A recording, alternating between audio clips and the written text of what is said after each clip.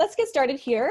I want to thank everyone and especially Mira for being here this evening, or sorry, it's my evening. I'm in Madrid, so for me it's 8 p.m. I know it's 11 a.m. Pacific time, and we have someone from Calgary here, so it would be noon in mountain time, and anyone else who's coming in from around the world, wherever you are and whatever time it is, welcome so much to our Ask Me Anything with Mira Soullen. So as I mentioned previously, I'm Melanie Ewan. I'm one of the co-founders and lead advisors at Volition.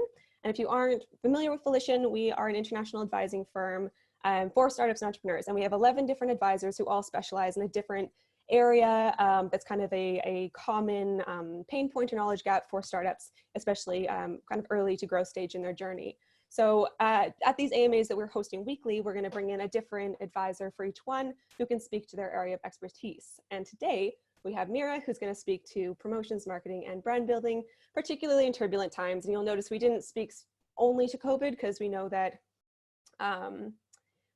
we want to talk about what's going on right now, as well as what's going to be happening down the line, as much as we can possibly look into a crystal ball, which is not super possible. But Mira will speak more to that later. And we wanted to make sure we kind of encapsulated all of these challenging times that everyone's going through.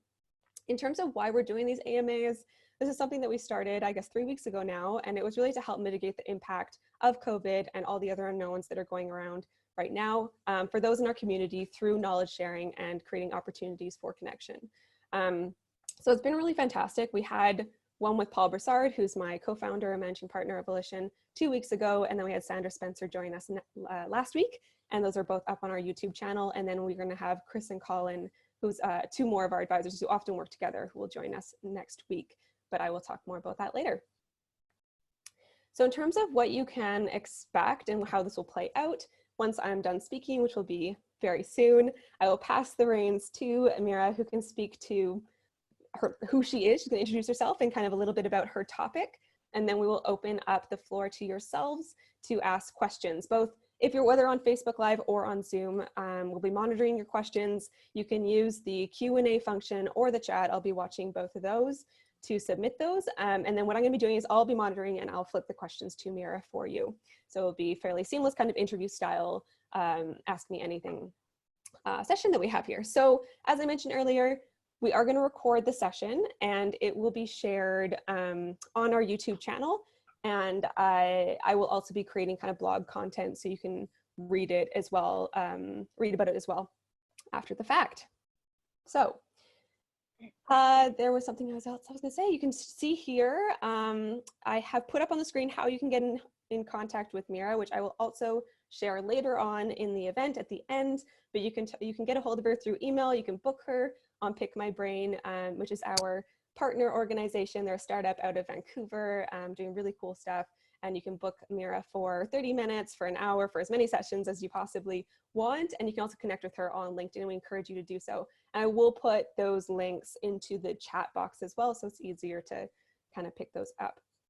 So I think that's everything that I have to say on my end of things. Again, please do share your questions. I'm going to, oh, I can see things now. Looking forward to the session. Fantastic. Good to see you here. Okay, so I'm going to stop sharing. I do have a question, actually. I have a poll here, and I would love to know what role do you play in the startup ecosystem? So I've just launched that poll. If you want to check it out, there's technically, if you're watching it on Facebook, there is a poll on there, but we're not sure if we can get it to work. It's our first time trying out polling on Facebook Live. So please bear with us if we can't get it up there. But here in Zoom, we do have the poll up. So I think there's a couple more people in here who haven't yet answered. If you want to get your answer in and let us know who you are, it should be multiple choice. So if you're kind of two things, you should be able to choose. But again, it's my first time doing a multiple choice one, so we'll see if that's even possible. We're learning so many new things right now. Fantastic. Okay, amazing. Let me just check in on the Facebook page.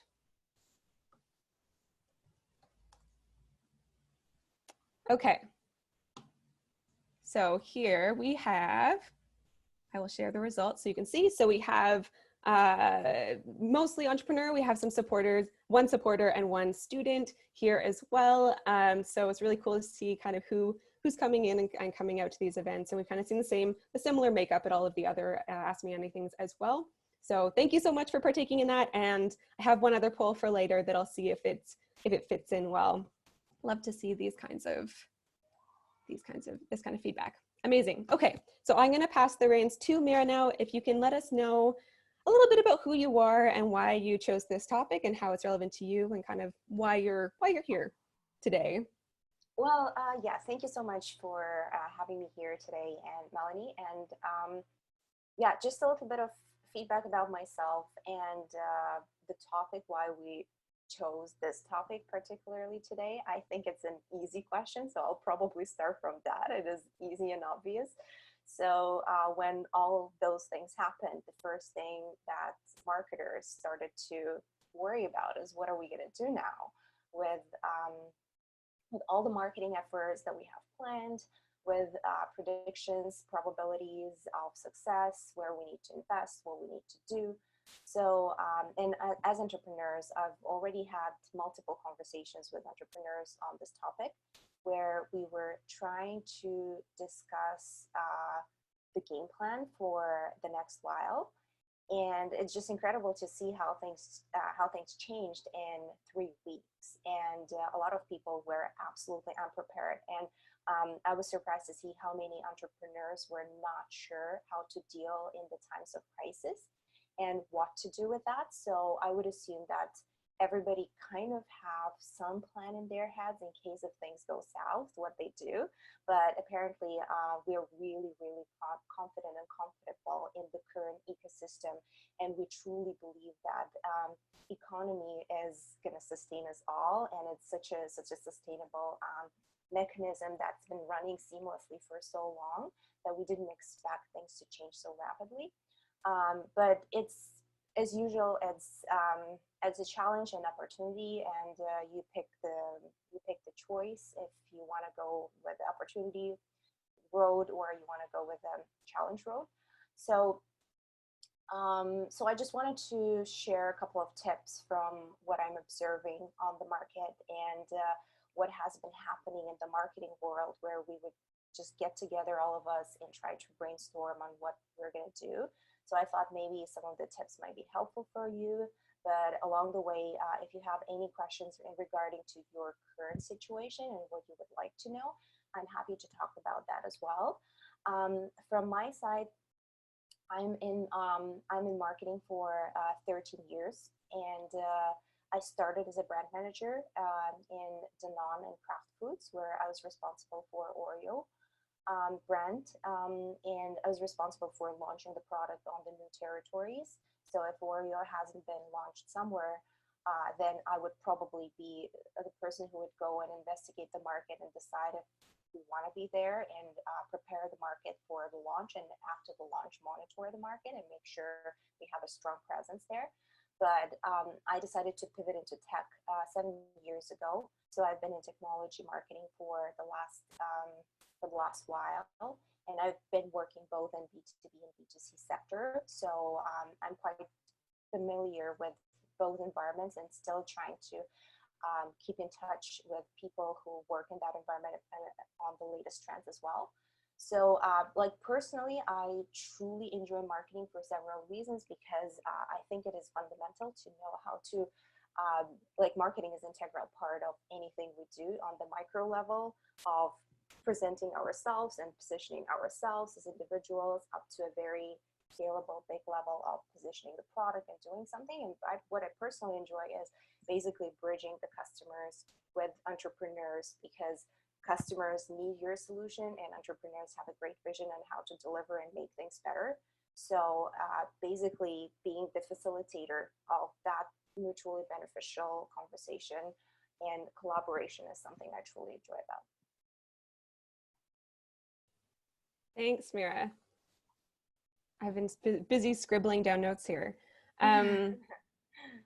Yeah, okay, so I'm seeing some people writing some things down. I'll read through those questions in just a moment. I think they're comments more than questions right now. But one thing I wanted to kind of dig into a little bit was when you're talking about this like game plan for the next while. That's something that you and I have talked about recently, and I just want to point out that Mira is been really helpful to Volition kind of when this was all happening with when COVID was first impacting our business, which first happened in Europe and then across to North America in early March. We were talking about COVID response plan and how do we want to respond as a brand, and got some incredible advice from Mira. So please do ask your questions. Something that we talked about very recently was that in this time of crisis, people seem to be, or you were observing that people were kind of on two different ends of the spectrum around whether or not to invest in marketing at this time. And I was wondering if you could speak to this, if people are asking themselves, sitting in this room or watching this and asking themselves, do I invest right now in marketing? Should I do that? Or maybe they've already decided to do it as well. So there's kind of like people on these two different ends of the spectrum that you were talking about previously when we were talking and we were speaking yesterday. If you want to speak to this, and also what approach you've taken, since you're also an active marketing professional, kind of what approach you've taken over the last month with the projects that you're working on, companies that you work with. Sounds great. Yeah, absolutely. Yeah, so it's obviously two different, it's a big dilemma at this moment if you need to keep investing into marketing because people are online and they have more attention to whatever you're promoting in digital space, or you should pause because it is incurring some costs for you.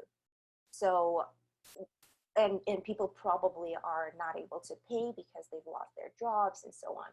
So B2C sector has been impacted more than B2B based on the very rough results that marketers are getting now on the market, because 3 weeks into it and things are changing really rapidly. So, but what we have been monitoring so far is that B2C sector is suffering more than B2B. So if you are in B2C, one thing that you need to make sure is reassess your own capacity at this point. And if you keep investing, and if you decide to keep investing into marketing, then invest into something that brings you the return right away. So what you might consider is long-term expense that you were thinking about, like investing into marketing activities such as long-term positioning, or something that you will see ROI in 6 months, 8 months. You might consider that that's the first cost that you do not necessarily have to invest right away, unless of course you have budget and keep going. But what you can keep investing into is still getting your business out and basically rolling. So basically reassess the expenses that you have, and if you were looking at that as one budget, I don't know, whatever amount that you have as a one marketing budget, then split it into the sections. What is short-term ROI? What is long-term ROI? And try to invest more into a short-term ROI to see what's happening, and run a small experiment and see how it's what's going on, because some of the brands are seeing amazing results from the digital space and some of them are not. So it really depends on your domain, and it depends on what kind of product you're trying to sell. If you are in B2B space, then one thing that you might consider at this point is reassessing some of the churn and retention. Make sure that you're not only working on acquisition of the stuff, but also working on the retention, because keeping and guarding the customers that you already have is the lowest barrier for you to keep the budget coming in if you are a SaaS type of a business. And if you're still interested in acquisition, then you can still invest into things like that. But a couple of stats, early stats that are available at this moment, is that the cost per CPM is down around 44% in Facebook. So it is cheaper to buy ads at this moment, because not so many brands are investing into marketing activities. Around 40% of marketers are cutting really deep in their budgets. So it actually opens up an opportunity. And if you have some budget, you can run the same amount of ads that you used to run before, around 30% cheaper. So that's something that you can consider as an opportunity, and try to see if you want to test and experiment that. So take I don't know, $100, $200, invest that into the ads and see how it's performing, if it's bringing you the results. But there's also on the side of of the marketers who are deciding not to invest into stuff, what is happening there is that they're saying that the conversions are down because people are not willing to pay and commit to anything, because there are a lot of people who are thinking, well, I'm not sure what's gonna happen in the next I don't know, like 3-4 months, and I'm not in the position to invest into anything at this point. So, but they are still clicking on the ads and they're still checking it out. So that gives two unique opportunities for you to think about. The first one might be, if you have budget for brand awareness, this is a great momentum for you to build brand awareness because you will pay less for the same amount of clicks. And the second opportunity is if you have free trials and if you have demo opportunities, that's a great opportunity for you to give that to people because they're willing to do that. They're willing to see. So like the attention is high, the willingness to pay is lower than it used to be, but it still, you can get the eyeballs looking at your product, and you can give the opportunity for people to try things out, and they will still appreciate it. And tomorrow, when we will get back to the normal and people start getting back to work and things like that, and the situation will stabilize, if they tried your product now, then they will get back to you. Right. So building that brand trust for the future. Yeah, exactly. Yeah. Okay. So we'll get back to kind of, I know that you love talking about retainment and churn and all these things, but there's some specific questions about what you're talking about right now that are coming in. So I'm going to speak to the short-term ROI question first, because that's kind of the first element that you were talking about. Someone was asking if you have any examples of companies that are doing a really good job of those kind of short-term return on investment marketing plays. I need to think about it. Okay. I need to think about it, but like our company, I'm also a VP of marketing at the company called Fundraiser, and we are a crowdfunding platform. So one of the short-term activities that we're doing at this moment is we're also running some of the ads, and we're testing it out and doing the hypothesis testing of different value propositions. So it's giving us a unique opportunity to see when the behavior has changed, how people are reacting to the value proposition that we have. It's a short term because we can learn from it right away, and we can reinvest the knowledge that we've got from it to the new ad campaign to acquire more people in these times. But at the same time, it also gives us an opportunity to invest into long run as well. So also from the short-term perspective, some of the, like for example, I know that some of the companies are doing amazing stuff in terms of moving to online. If they've never been to online space before, then they're basically changing the gears and making sure that they're offering the online options and having the additional stuff that they can sell and as a value proposition right now. So for example, a lot of Vancouver restaurants are offering the meal prep kits instead of actually offering the dish. So they can, if that thing will work for them, and then they might consider having it as a third option or like second option to their entire product strategy in the next year as well.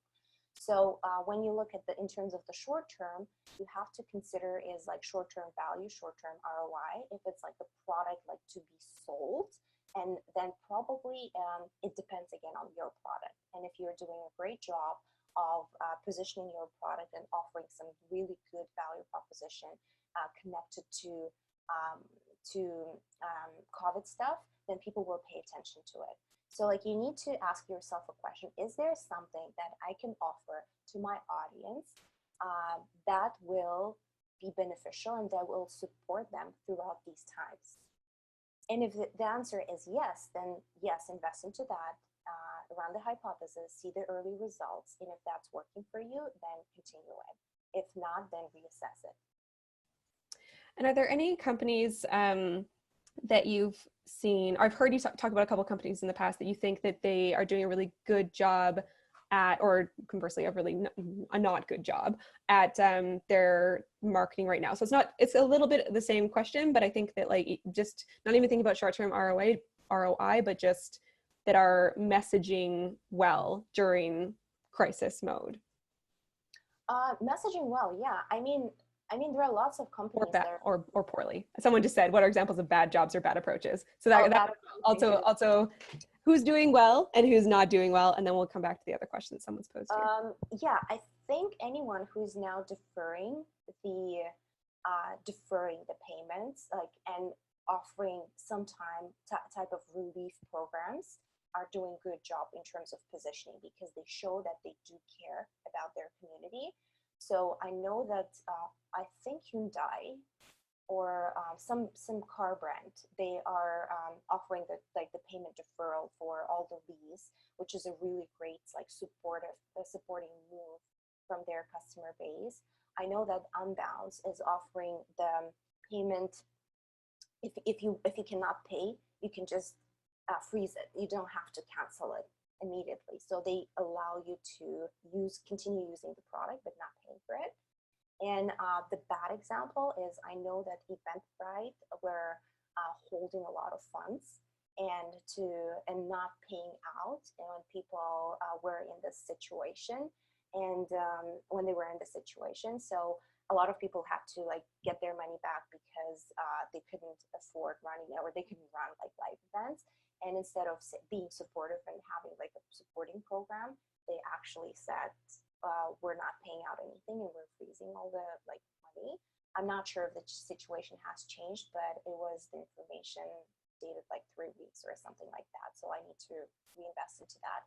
And anybody who's now doing COVID response that is not necessarily helping anybody in terms of, it's just like, running the hype and like trying to see if they can jump on this hype, is definitely not perceived positively by community, because it's an abuse of the situation, basically. So like, if it's not integral to your business, if there's nothing you can offer as a relief, then I would suggest continuing with just normal communication that you usually go. One of the things that also marketers notice is, in terms of the brand value proposition, we normally have like two fundamental value proposition. One is we help you make more money. I mean, like, when we say we, I mean all the marketers are in all the products. So we either help you make more money, or we help you save the cost. So those are two major value proposition fundamentals. So in the last year, and like historically, making more money usually winning. And that's the stronger value proposition than saving costs. While what we noticed March this year, saving money became a more priority value proposition for customers than making more money. Saving costs became a better value proposition than making more money. So when you're positioning your product, you have to reassess that area as well, and try to adjust your messaging accordingly. Yeah.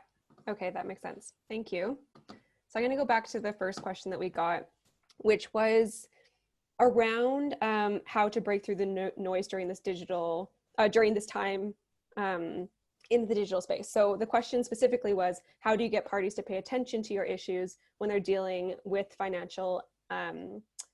their own financial burdens and other fallout? So how do you break through that noise while retaining kind of the good brand kind of persona that you've been speaking about, like how to be a good brand during this time, but still get through the noise? Yeah. I think I briefly touched some of the points before, but I will just repeat it in this context. So one of the things that you can do to break through the noise is, this is a good opportunity at this moment to break through the noise, actually, because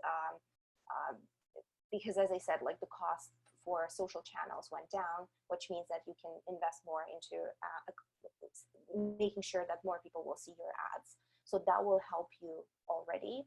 Then in terms of the messaging, again, as I said, positioning more saving the costs rather than making more money, reinvesting, reopening your value proposition and brand positioning, and making sure that you align it accordingly will help you break through the noise. And if you can offer some type of relief program or something like that to your customers, it's a good moment to do so, because people are in the tunnel vision at this point. They pay attention to everything related to COVID. And if you find a high degree of relevancy in terms of your offering, I'm sure you will be able to break through the noise.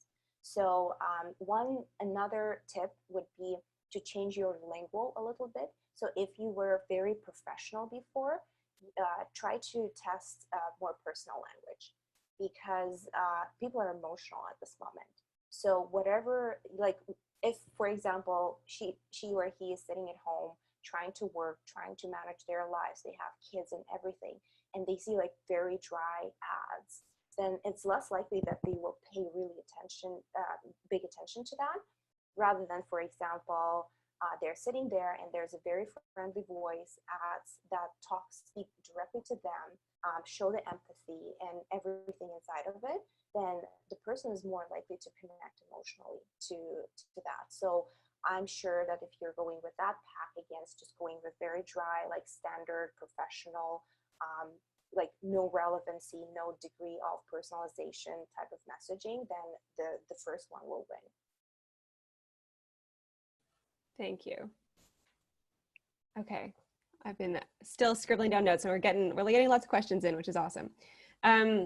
So speaking, kind of building on this theme of being personable, and for instance, I'd be curious about your thoughts about this, but I've seen a shift in communications being around like who is sending the communications, like CEOs and founders are sending more communications and sending video responses, like for Zoom, for instance, responding to security and privacy issues personally, and having that personable approach, and the I am here and I am a human and I am listening kind of tactic. And someone here had asked about cultivating relationships. So like during this time, and you kind of touched on already, brand building for the future, but during this time,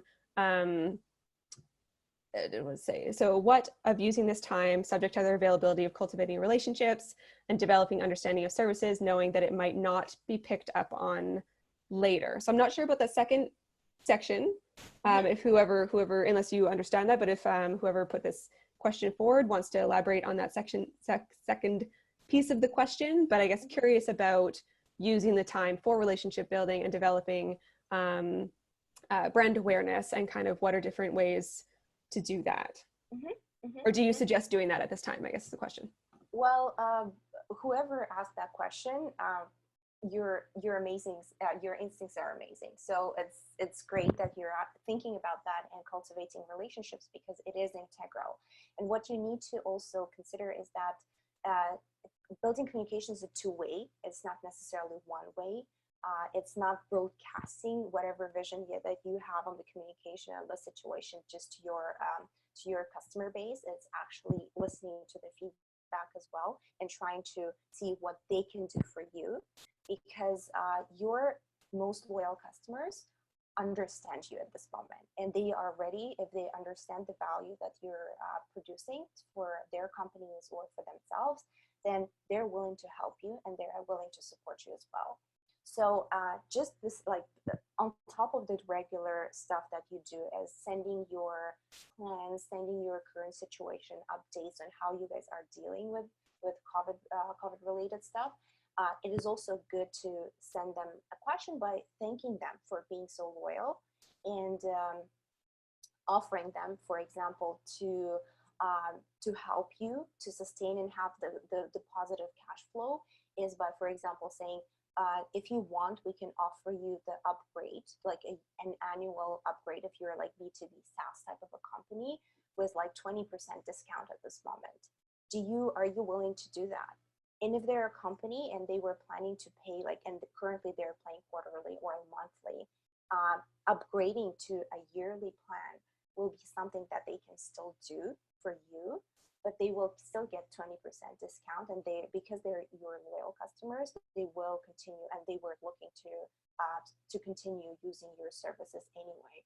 So like extending the offer, the pricing plan, by letting them upgrade to the next tier is something that they might probably do. Even like 10% of people, if they decide to go from monthly plan to yearly plan, that's already giving you the boost in revenue right away from your loyal customer base.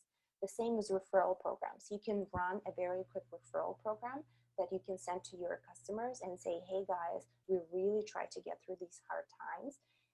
If you have been an amazing customer for us for so long, so if you could refer to your community the product that we have, we are ready to jump on a free call and give them the free trial in the next 1 month or 2 months if they're not able to pay for it. But we just want you guys to activate your network and help us get the new customers because it's so hard for us to pay for marketing efforts, for example. So if you can come up with something like that, you will be surprised to see how many customers will actually help you, because when they're in a position of a power, when they can help the product that they love and they're not being sold on anything, the empathy will spike, and then it will create a more like closer connections with your customer base as well. But that's something that you can do to the group that you think would continue using you for a while.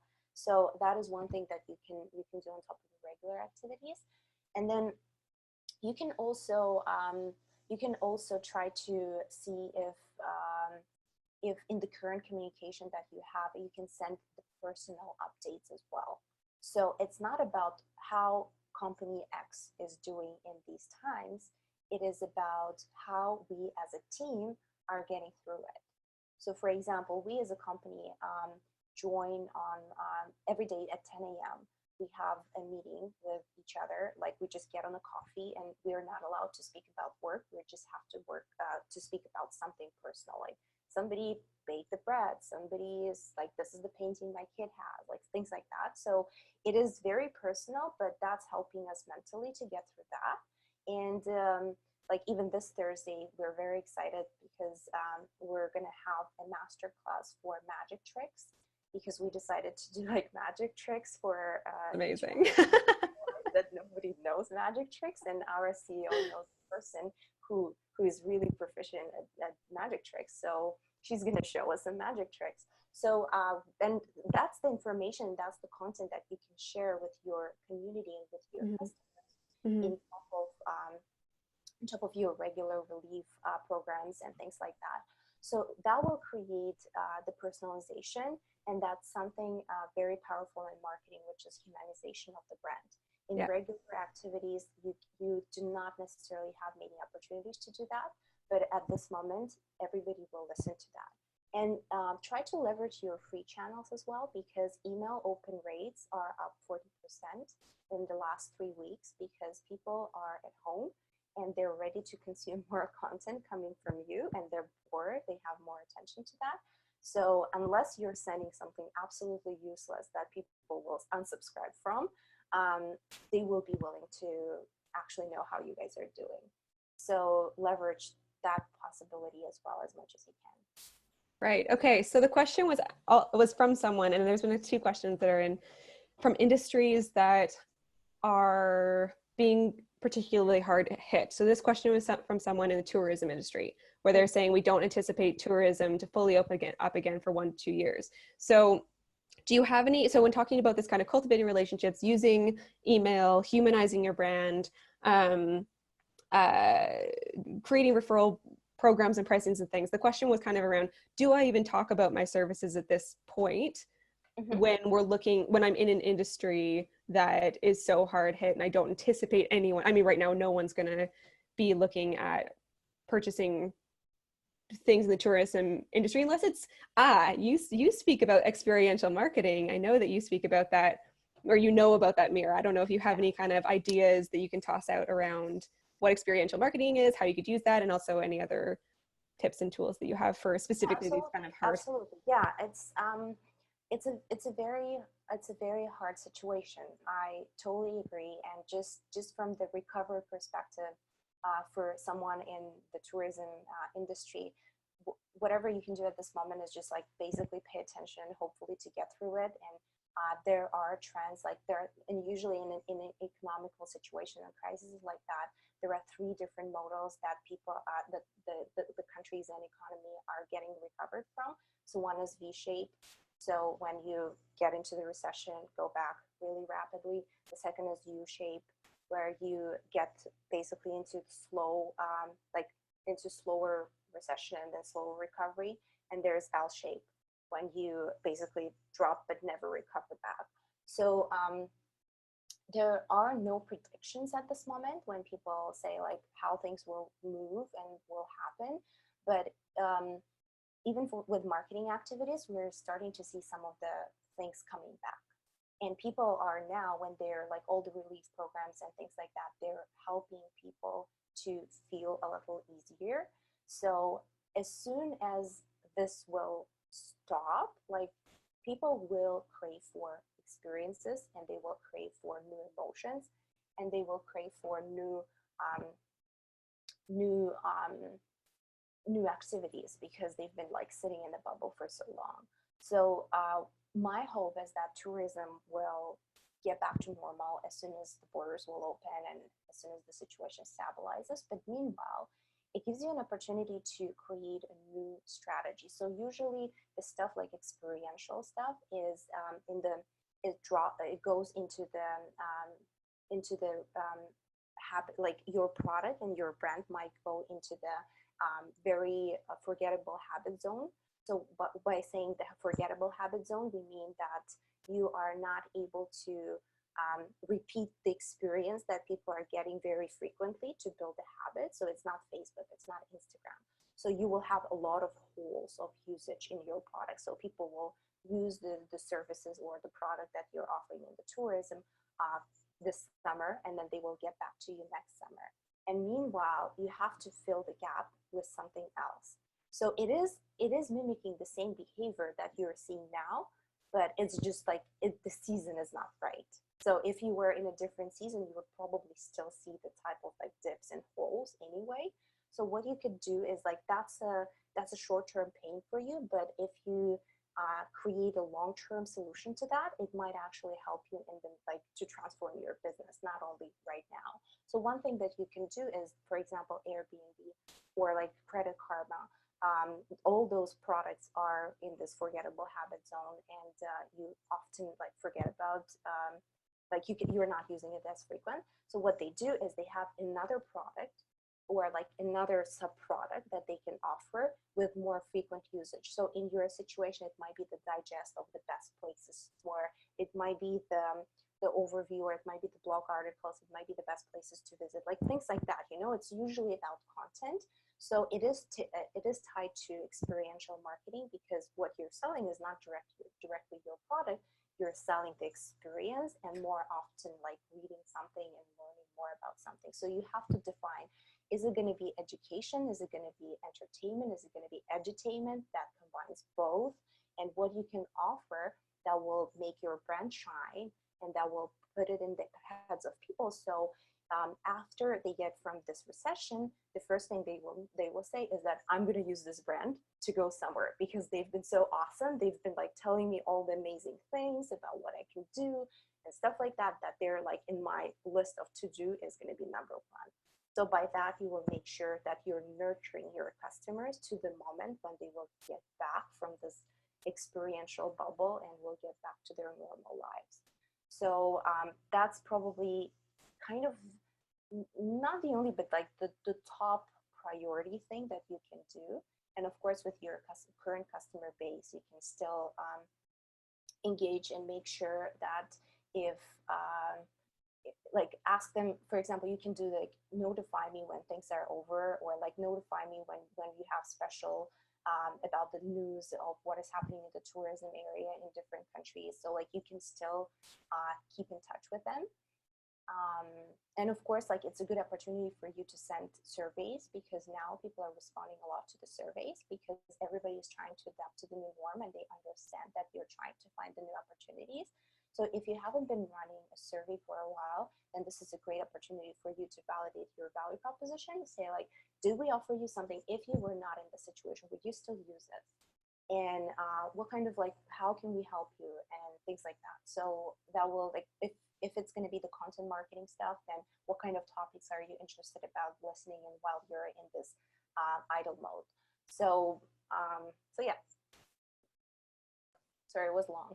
No, that's great. That's great. Thank you. I have a question to build on that. When you're sending out those communications, do you mention the COVID word or the pandemic word? Is that something that you should mention, or would people be grateful not to hear it? Will it look insensitive if you don't mention it? Do you have any thoughts on that? It depends on the context. If it has a high degree of relevance, then it's okay, but it shouldn't be your driver.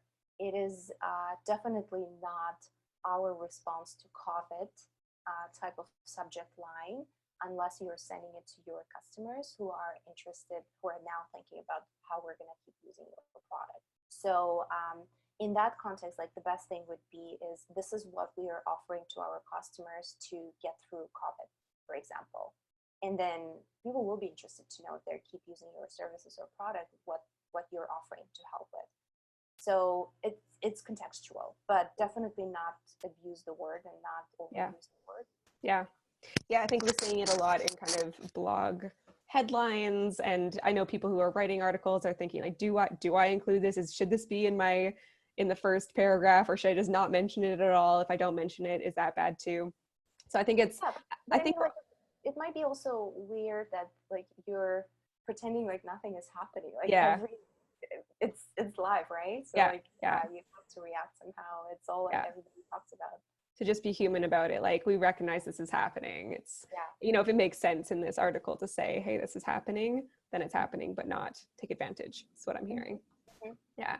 Okay. So we have a last question here from the audience. And then I'm cognizant of the time. There's just been so many great questions coming in. And there's one other thing I want to ask you myself. So I'm going to ask this last question from the audience, which is, I'm going to reframe it though. So it is someone who's also in another difficult position where they were doing in-person events, and that was how they were marketing to their customers pre-COVID.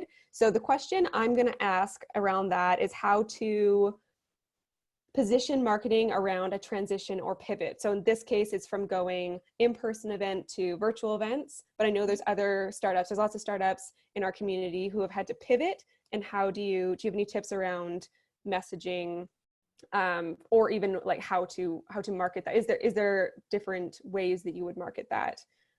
Where to start is the question. Where do I start when I'm having to transition? Well, it's usually like when you pivot into something, it's based on something. So just starting from scratch not necessarily will help you, because people do have context about your product in their heads already, and you have to use that.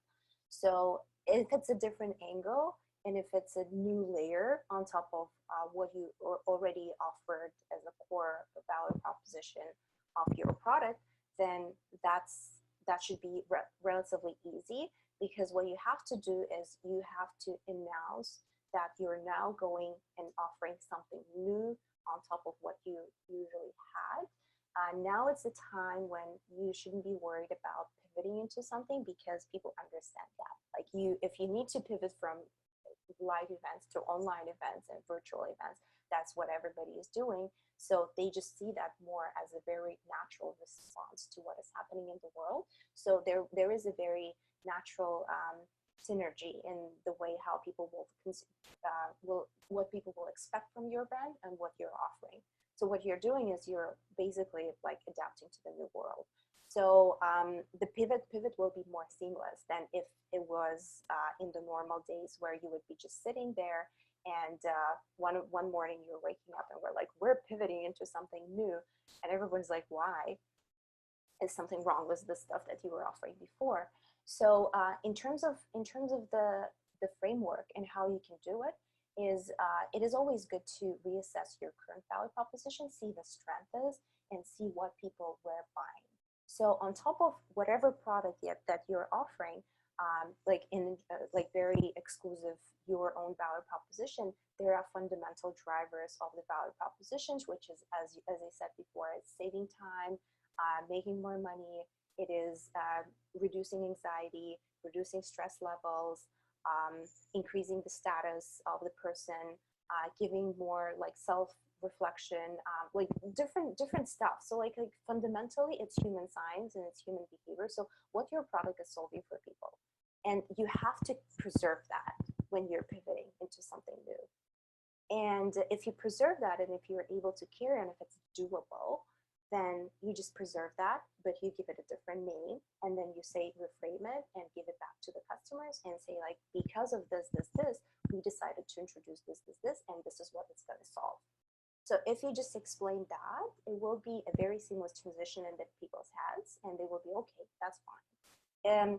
And we're mostly talking about the reposition and pivot to the old customers, because old customers have some context about your product. For new customers, they don't necessarily care about your pivot because they just got introduced to your brand. Whatever you present to them, it's going to be historical information for them anyway, unless they will go and read your reviews, and it's going to be absolutely not congruent with whatever you were offering before.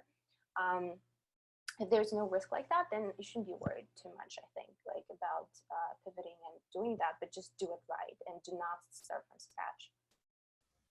And so for people who are moving to a virtual offer that they've only done in person before, is there like one salient point you would suggest, or are there any that are that are very different around marketing for in-person versus a virtual offer? So if I had an in-person event or an in-person educational program that I just took virtual, is it the same kind of marketing approach, or is there like one key difference or one key tip that you would suggest? I wouldn't say it's actually, you're removing some of the barriers. It's like territorial barriers, location barriers, like things like that. So it gives you advantages. But what you just have to make sure you still have is interactivity, emotional engagement, ability to introduce people, ability to see people.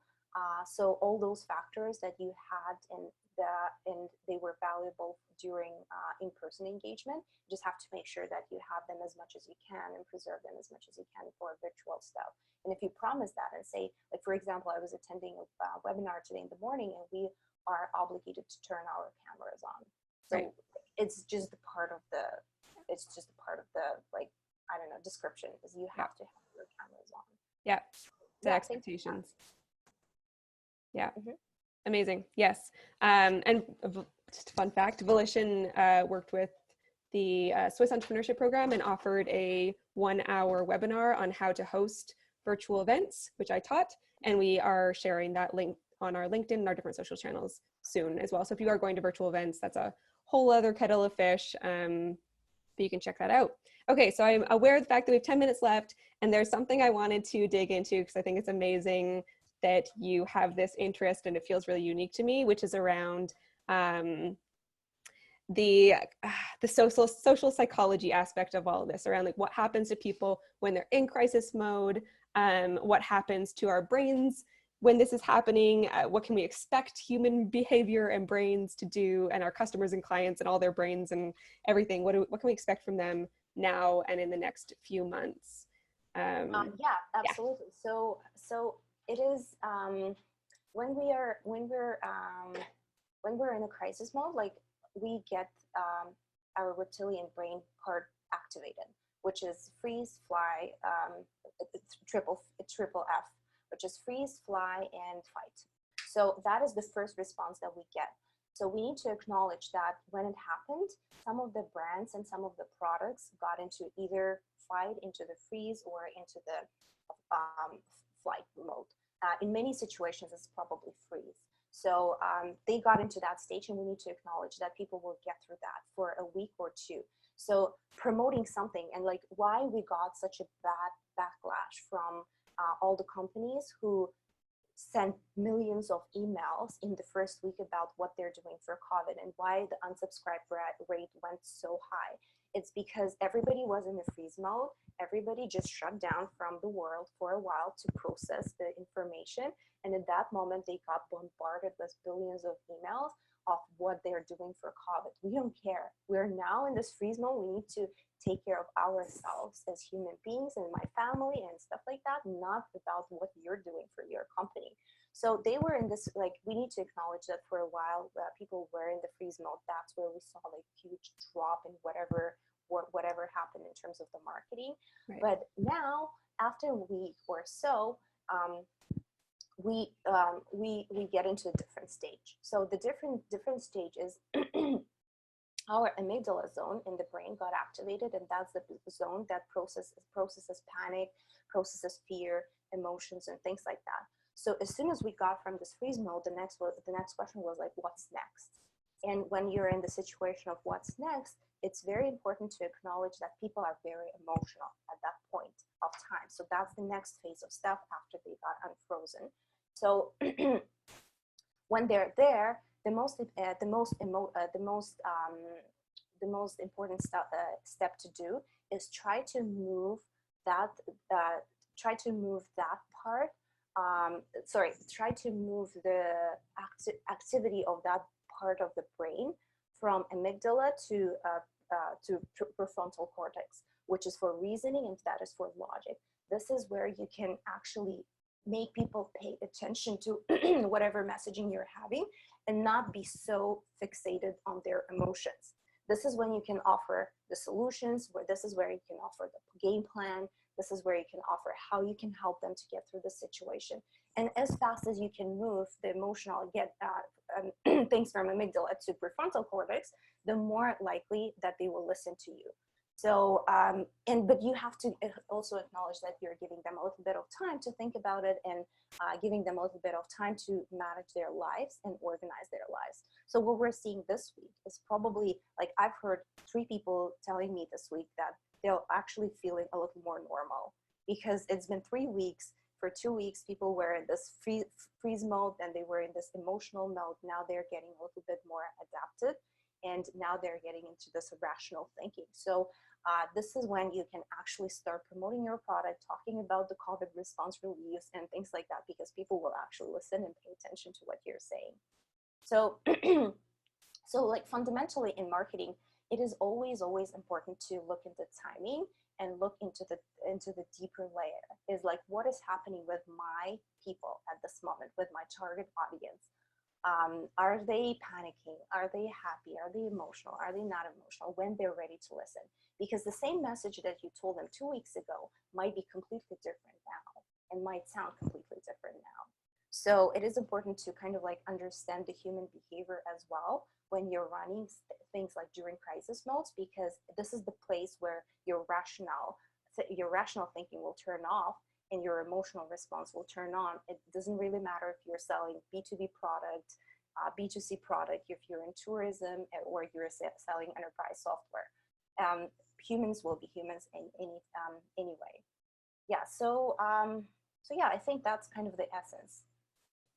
Amazing. I find that just so fascinating. And kind of, I guess the interesting part is, like you were saying, understanding timing, understanding where your customer is at on that journey, because of course it depends on where your customers are at in the world as well. Mm-hmm. Myself being in Madrid, we were about a week ahead of, 1 or 2 weeks ahead of North America.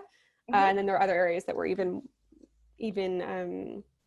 more ahead of us as well. So knowing where people are at on that journey is really interesting. Just to add a small note, yeah. In terms of the tourism case that we had, is the timing is going to be very essential as well. So like, as soon as people now will get through this novelty effect of like, working from home and things like that, they will start to crave for experiences, and they will start to dream about stuff. And they will start thinking about and doing some mental projections of, I wish I would be there, if not now, because they will be bored a little bit. So they will want, their brains will want new emotions. So like, if you are jumping on that in the right timing, then that can actually help you a lot. Yeah, absolutely. Here, I've already started, starting last week, I was getting questions around, what is the first thing you're going to do when we get out of lockdown? Because we're in full lockdown. And my husband and I last week, we sat down and made a list of, these are like the 10 things we want to do, which included places we want to travel. So again, for the tourism industry, and again, like exactly on time and sort of on target in terms of this journey that Mira's talking about, because we were 1 week or 2 weeks behind or in front of Vancouver and other areas in North America. We definitely had that exact same arc, and I'm already looking forward and thinking about goals and planning for sure. Amazing. Yes. Okay. So fantastic. Thank you so much. I was just reading one of the comments. We have only a few minutes left, and I wanted to see if there's any final thoughts that you had, Mira, that you wanted to present, and then we will wrap up. Is there anything you want to let our audience know? Well, just probably a small idea is that, as I was mentioning before, I think as a humanity, we were getting through this multiple times, but in a different shape every time. This time we're having some advantages as a digital space and people having more access to information than it used to be. So this access to information is really critical for you as entrepreneurs and marketers to kind of like not necessarily use, but probably think about. But it's a great opportunity also to look from your product, like big existential question as well, is because your competitors are in a different position too at this moment. The human behavior is different. People are seeing everything from the different lenses as well. So you're not the only person who is in the situation. So the game has changed and the status quo has changed as well. So what you can do when the things changed to use you for a longer term planning, not necessarily for now. So there might be short-term plan, but it's also a great opportunity to think about long-term strategy and to innovate, change the game dynamics that you had, the competitive dynamics that you had, probably revisit your value proposition one more time and see if it's under this like litmus test, if it's surviving and is helping you to validate the product that you've been building for years. So use some good stuff as well, like not necessarily only the negative part, and hopefully we'll get through this all of us together. We always did. Yeah. Awesome. Thank you so much. And reach out to Mira if you have more questions about anything she talked about. We covered everything from human behavior to kind of granular tips of what to do, whether you're in an industry that's being particularly affected, whether you're in B2B, B2C, there was really great content in here. I've put the links into the chat that you can check out, either our YouTube, which you can see our previous AMAs on, and we will have this one up in the next few days, or you can go to our Facebook page, facebook.com/Volition Advisors, and you can see all of our Facebook Lives there as well. If you want to watch back, if you want to submit questions, we'll be monitoring them. So if you have more questions for Mira, we can always flip that to her. And I will just share the slide that I originally shared, because it has a little bit more information about how to connect with Mira. So here it is. There it is. So you can get a hold of Mira by email you can book a session with Mira, or you can connect with her on LinkedIn. I'm sure that she would be happy to connect with anyone who's on here.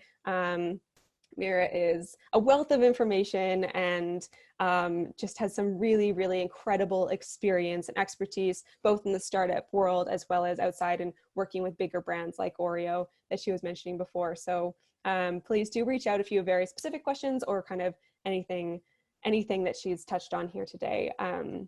So thank you so much, Mira, for being here today. And I know that you were also watching some of our previous AMAs, which is amazing.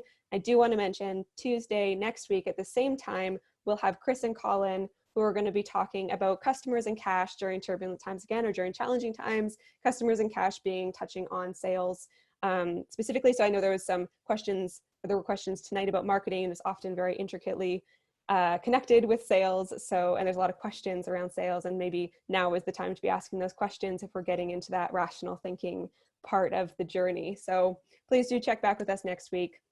And otherwise, I'm going to wrap up today because we are just past the hour. And thank you everyone who showed up, whether you're on Facebook Live or Zoom. And thank you so much, Mira, for your time. It was really incredibly invaluable to us. We really appreciate and love having you as a Volition advisor as well. Thank you, everyone.